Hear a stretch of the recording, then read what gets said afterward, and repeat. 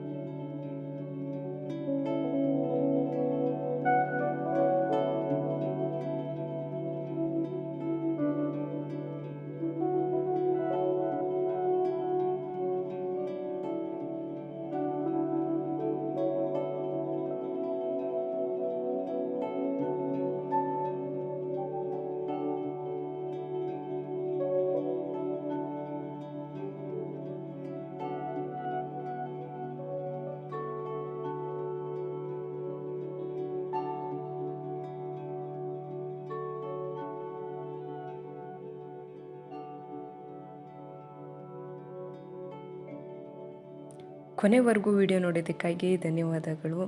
ಹಾಗೆ ನಮ್ಮ ಮುಂದಿನ ವಿಡಿಯೋದಲ್ಲಿ ಸಿಗೋಣವಾ? ಅಲ್ಲಿ ತನಕ ಟೇಕ್ ಕೇರ್, ಬಾಯ್ ಬಾಯ್.